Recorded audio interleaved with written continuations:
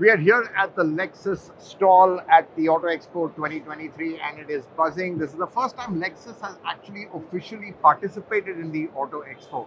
So clearly the brand very committed to India, very committed to the market and aiming to grow from its rather small volumes, but now it's taking this market very seriously. And talking to me about it is Naveen Soni, the head of Lexus India. Thank Naveen, you. thanks very much for speaking to us. Always a pleasure. But taking part in the Auto Expo, Hi. it's quite an expense for, let's say, a small volume brand. So I think clearly, is it to make a statement or is it an intent, or you're very excited with the kind of potential the brand now has? All of the above. All of the above. Because when you consider the luxury car market and when we consider these auto shows, there's a critical tipping point that needs to be attained. What comes first is that last 5 years that we've been here, we've been learning about the market and we've been understanding carefully about what the market potential is. I unfortunately cannot bring all the cars into the showroom because some of them are intents, some of them are direct brand directions. But what we have seen currently is that the Indian car market is getting ready for. I'm not able to find the right word. In the mass market, it's called motorization, where there's a tipping point beyond which the market tends to grow exponentially. And what we've seen is the right ingredients. Last year, it was the change of mindset. You see, during the COVID period also, one thing remained constant. The growth of the HNIs was not coming down, which means two things. One is that, the revival, as soon as the mindset was different, people were more concerned about safety. But the growth, people who were making money were making big money. And that growth is likely to exceed more than 2 times of the global averages in the country. That is number one. Second is the change of the mindset. Even when we have other customers walking into the dealership, I'm surprised that they are even looking at the first car option as a luxury car. Okay, Right. There's a new segment emerging. Who wants to express himself or herself and say, "I have arrived," and therefore this is the right ingredients for that tipping point in the market. I think we are very close to that tipping point where exponentially the market should grow. We have seen this in other car markets also. I can compare, the nearest one is Japan, where 3 to 5% of the car market is the luxury car market. We are just 1%. If you compare this to, say, China, which is 17%, and if you compare this to, Europe, it's 18%, which means headroom is available for the industry, for us also.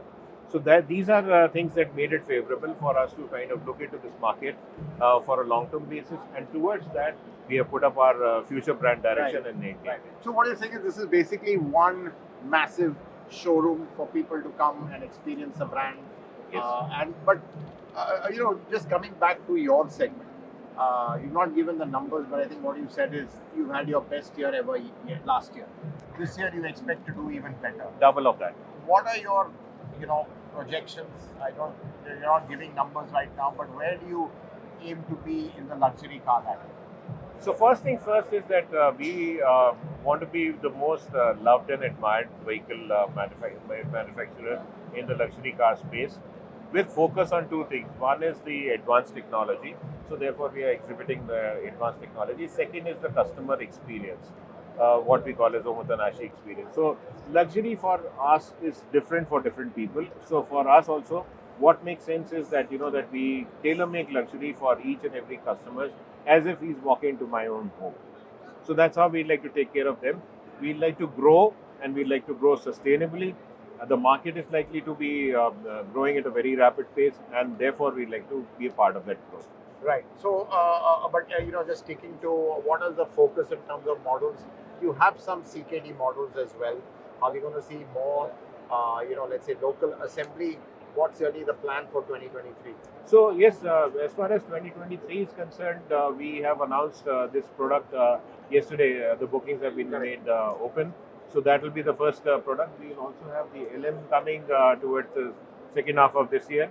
So these two products will make sure that there is further introduction to various customers, and the market, how should I say, tasting of the market is there.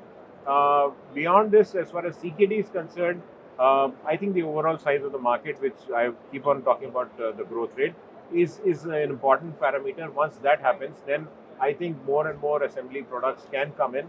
We have done a very good experiment with the first car, that is the ES, Yes. which we produce. Majority of the cars that I sell in the country is the ES, and it's sometimes very alarming, but refreshing also to see that the consumers have preferred to buy a made in India luxury car, and that is what gives us confidence for the future. Right. What about other products like the NX, which again looks like another pillar, and clearly is the focus also more on SUVs, or do you think even the sedans in your portfolio have their own kind of let's say market and appeal? As a market segment, the SUVs are a growing segment, and they have been growing substantially. So that is what we've been seeing. In the similar conditions apply to from the mass market or whether it's the luxury car market. So these things we have been monitoring. We have been talking to our head office for localization efforts for various products, and hopefully we should get some good news. Right. But I think last question is on the whole issue of supply and demand. Clearly, at the top end, there's a lot more demand than there is supply. I mean, has this been a challenge for you also to get allocations? Because clearly, we are a small market, so you go down in priority. Has this been one of the big fights and probably a bigger challenge than getting customers? Yes, also, and last year was a typical example of this.